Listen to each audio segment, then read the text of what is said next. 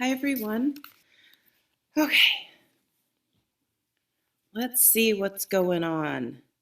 The Seven of Swords. Maybe this is why you're feeling that way. So the Seven of Swords is shows when someone in the situation is not being forthright, I guess I would say. So someone is either um, twisting the truth or outright lying or trying to take credit for something that isn't theirs. I mean, this in this deck it shows a thief and um, just not acting with integrity. So when this card comes up, I always like to, yes, you can get upset, like, okay, someone's not behaving, someone's behaving badly, but that's human nature, and there are just people that, for whatever reason, don't act with integrity. They may think they are. It's all about perception, but I think the best way when a card like this comes up is to consider how you're going to deal with it. On this side, we have the just feeling sort of stuck about it. And I guess really considering how you are going to behave when in a situation when someone is not behaving properly. And I think this card came up recently, a couple of weeks ago. So just making sure that you don't in turn behave badly just because that person is. It's so easy to do. It's so tempting to go off on the person or think, well, I'm going to get them back. But the best way, and it takes a lot of maturity, which don't have all the time, is just to do your thing, do it with integrity.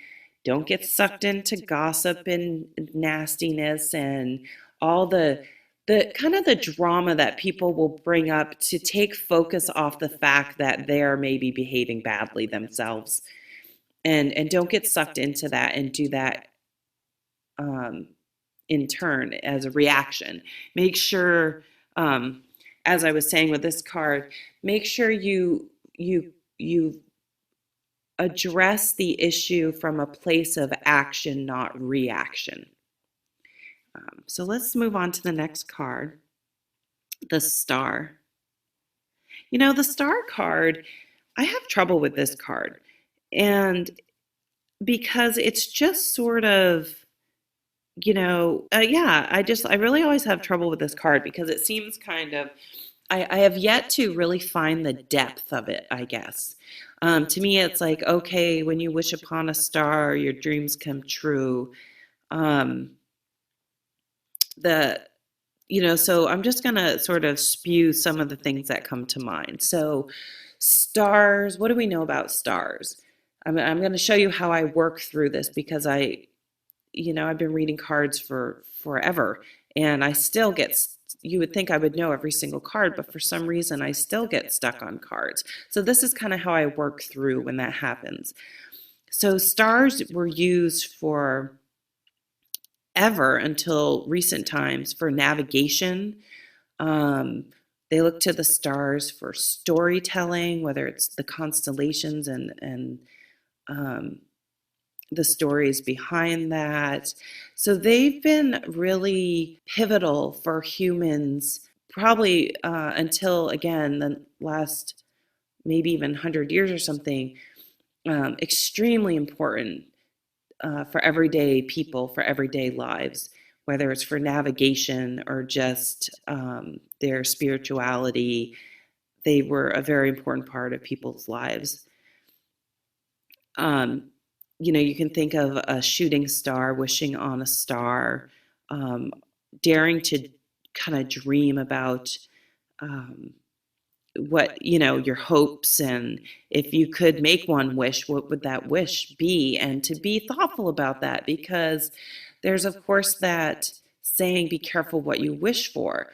So being really thoughtful about, if you're the type of person that's maybe like, oh, you just always wish something could be better, could be different.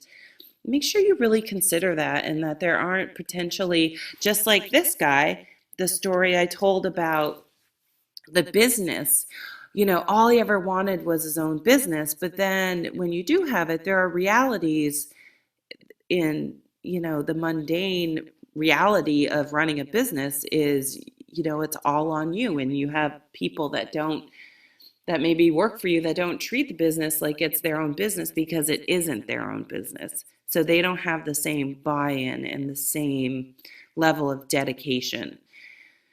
So be thoughtful when you're wishing your way out of maybe a difficult situation, that you understand that every situation has its positive and negative side to it. And sometimes it, I think, can ask for a shift in perception, or broadening your view of a situation, to understand that maybe this one difficulty you're going through is isolated, or just one small part of the bigger picture.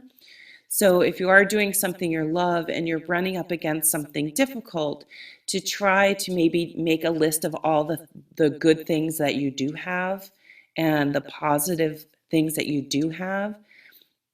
Maybe writing down things that you are dreaming about, but then make a pro and con list, and maybe try to consider the whole picture, so you're not just saying, oh my God, if I only had this, everything would be wonderful. But realizing that that may come with some negative things, and that's not to be try to be dreary about things at all.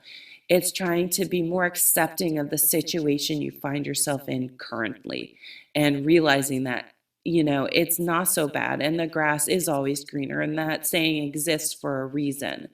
Um, so, trying to really understand that even when we're going through times that may be a little trying, it's great to dream about different ways to improve our lives and keep doing that, but also remember that maybe things aren't so bad as they seem, and to try to keep things in perspective. Um, yeah. So if you noticed anything of the cards and want to leave some comments, I would love that very much. Thank you so much for watching. Take care.